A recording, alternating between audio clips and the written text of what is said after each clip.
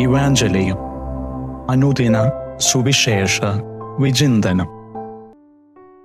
ഉദ്ധിതനായ യേശുക്രിസ്തുവിൽ ഏറ്റവും സ്നേഹം നിറഞ്ഞവരെ, മെയ് 28 ബുധനാഴ്ച തിരുസഭ നമുക്ക് വിചിന്തനത്തിനായി നൽകുന്ന സുവിശേഷ ഭാഗം യോഹന്നാന്റെ സുവിശേഷം 16-ാം അധ്യായം 12 മുതൽ 15 വരെയുള്ള തിരുവചന ഭാഗങ്ങളാണ്. 4 സെന്റൻസേ ഉള്ളൂ ഈ സുവിശേഷ ഭാഗം. പക്ഷെ അത് പകരുന്ന അറിവും അതിൻ്റെ വ്യാപ്തിയും വളരെ വലുതാണ്. വചനം നമ്മെ ഉദ്ബോധിപ്പിക്കുക നമ്മുടെ ചിന്തകൾക്കപ്പുറം പല കാര്യങ്ങളുമുണ്ടെന്നാണ്. നമുക്ക് ഗ്രഹിക്കാൻ കഴിയാത്ത പല കാര്യങ്ങളുമുണ്ടെന്ന്. ഒരു പക്ഷെ അത് വെളിപ്പെടുത്തിയാൽ അത് ഉൾക്കൊള്ളാൻ നമുക്ക് പ്രയാസമായിരിക്കുമെന്ന് വചനം പറയുന്നു. നശ്വരനായ നമ്മൾ എല്ലാം അറിയാൻ ശ്രമിക്കുന്നത് നമ്മുടെ സെൻസസിലൂടെയാണ്, ഇന്ദ്രിയങ്ങളിലൂടെ. പലപ്പോഴും ഇതിനപ്പുറം നടക്കുന്ന അല്ലെങ്കിൽ സ്വയം അനുഭവിക്കാൻ കഴിയാത്ത കാര്യങ്ങളെ ഉൾക്കൊള്ളാൻ നമുക്ക് ബുദ്ധിമുട്ടുണ്ട്. അങ്ങനെയെങ്കിൽ എപ്രകാരം നമ്മുടെ ഇന്ദ്രിയങ്ങൾക്കപ്പുറമുള്ള ഈ ദൈവിക വെളിപ്പെടുത്തലുകളെ ഗ്രഹിക്കാനാകും? ഇതിനർത്ഥം ദൈവിക വെളിപാടുകൾ ഇവിടം കൊണ്ട് അവസാനിക്കുന്നു എന്നല്ല, മറിച്ച് സുവിശേഷം രേഖപ്പെടുത്തുക സത്യാത്മാവ് വന്ന് നിങ്ങളെ പഠിപ്പിക്കുമെന്നാണ്. സത്യാത്മാവ് വരുമ്പോൾ നിങ്ങളെ സത്യത്തിൻ്റെ പൂർണ്ണതയിലേക്ക് നയിക്കും. സത്യത്തിൻ്റെ പൂർണ്ണതയെ അറിവെന്ന് നമുക്ക് വിളിക്കാം. യഥാർത്ഥ അറിവിലേക്ക് അവൻ നയിക്കുമെന്നാണ് മറ്റൊരു രീതിയിൽ അർത്ഥം.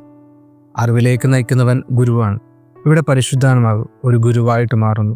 യഥാർത്ഥ സത്യമായ യഥാർത്ഥ അറിവായ യേശുക്രിസ്തുവിലേക്ക് നമ്മെ നയിക്കുന്ന ഒരു ഗുരു. മുൻദിനങ്ങളിൽ നമ്മൾ പരിശുദ്ധാത്മാവിന് സഹായൻ എന്നൊരു ടൈറ്റിൽ നൽകിയിട്ടുണ്ടായിരുന്നു. അതിനോടൊപ്പം ചേർത്ത് വെക്കാവുന്ന മറ്റൊരു ടൈറ്റിലാണിത്. പരിശുദ്ധാത്മാവ് ഒരു ഗുരുവായിട്ട് മാറും. പരിശുദ്ധാത്മാവിൻ്റെ പ്രവർത്തനം എന്നാണ് വിശുദ്ധ ബൈബിളിൽ ഈ സെക്ഷൻ്റെ തലക്കെട്ട്. എന്താണ് പരിശുദ്ധാത്മാവിൻ്റെ പ്രവർത്തനം?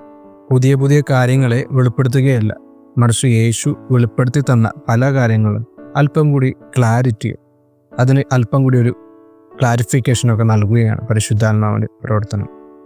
കാരണം ഈ ലോകത്ത് യേശു ആയിരുന്നപ്പോൾ പല അത്ഭുത പ്രവൃത്തികളും അടയാളങ്ങളും രോഗസൗഖ്യങ്ങളൊക്കെ നൽകി.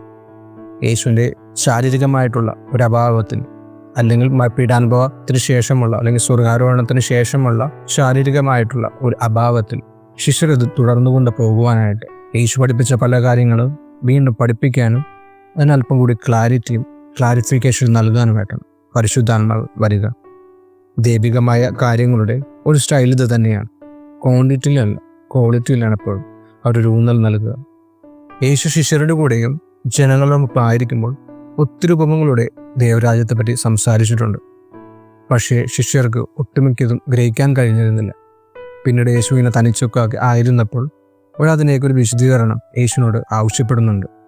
ഇവിടെ പരിശുദ്ധാത്മാവ് വരിക ഇതിൻ്റെയൊക്കെ അർത്ഥം വീണ്ടും അവരെ പഠിപ്പിക്കാനും ഈ അറിവിൻ്റെ ഒരു പൂർണ്ണതയിലേക്ക് അവരെ നയിക്കുവാനുമാണ്. ഇന്നും അത് തുടർന്നു പോകുന്നുണ്ട്. സഭയിലൂടെ ശിഷ്യന്മാരുടെ പിൻഗാമികളായ പാപ്പയിലൂടെയും ബിഷപ്പ്മാരുടെയും വൈദികരുടെയും ഇന്ന് പള്ളിയിൽ കേൾക്കുന്ന വചനപ്രഘോഷങ്ങളിലൂടെയും ഇതെല്ലാം ഇന്നും സംഭവിക്കുന്നുണ്ട്. പരിശുദ്ധാത്മാവ് അവരെയെല്ലാം പ്രചോദിപ്പിക്കുന്നുണ്ട്. ഇനി സുവിശേഷത്തിലെ അവസാന വചനങ്ങൾ, അത് തൃത്വത്തിലെ മൂവരുടെ കൂട്ടായ്മയാണ് വിവരിക്കുക. ഗ്രീക്കിൽ ഇതിനെ പെരിക്കോസിസ് എന്ന് വിളിക്കും. 3 പേരുടെയും ഡൈനാമിക്കും ഹാർമോണിയസുമായിട്ടുള്ള ഒത്തൊരുമയുടെ ഒരു ബന്ധത്തെ ഇത് സൂചിപ്പിക്കും. അതുകൊണ്ട് സുവിശേഷം ഇപ്രകാരമാണ് അവസാനിപ്പിക്കുക: പിതാവിനുള്ളതെല്ലാം എനിക്കുള്ളതാണ്, അതുകൊണ്ട് തന്നെ എനിക്കുള്ളവയിൽ നിന്ന് സ്വീകരിച്ച് അവൻ നിങ്ങളോട് പ്രഖ്യാപിക്കുമെന്ന് ഞാൻ പറഞ്ഞത്. ഈശോയുടെ ദൗത്യം പിതാവായ ദൈവത്തെ മഹത്വപ്പെടുത്തുക എന്നതായിരുന്നു. പരിശുദ്ധാത്മാവിന്റെ ദൗത്യമോ പുത്രനിൽ നിന്ന് സ്വീകരിച്ച് അതിലൂടെ പിതാവിനെ മഹത്വപ്പെടുക. അതുകൊണ്ട് പ്രിയപ്പെട്ടവരെ, ഇന്നത്തെ ഈ സുവിശേഷത്തിന്റെ സത്യം മനസ്സിലാക്കിക്കൊണ്ട് അല്പം കൂടി തുറവിയോടെ നമുക്ക് ജീവിക്കാനായിട്ട് ശ്രമിക്കാം. നമ്മുടെയൊക്കെ ഓരോ പ്രതിസന്ധികളിൽ ഈ പരിശുദ്ധാത്മാവ് നമ്മളിലേക്ക് വന്ന് നമ്മളെ പലത് പഠിപ്പിക്കുകയും പലത് നമുക്ക് ഗ്രഹിക്കാനായിട്ട് നമ്മളെ സഹായിക്കുകയും ചെയ്യും. ഇവിടം കൊണ്ട് വെളിപാടുകൾ അവസാനിച്ചിട്ടില്ല എന്ന ബോധത്തോടെ വെളിപ്പെടുത്തി കിട്ടിയത് ഗ്രഹിക്കാൻ തക്ക കൃപ തരണമെന്ന പ്രാർത്ഥനയോടെ നമുക്കായിരിക്കാം. ദൈവം നമ്മെ സമൃദ്ധമായി അനുഗ്രഹിക്കട്ടെ.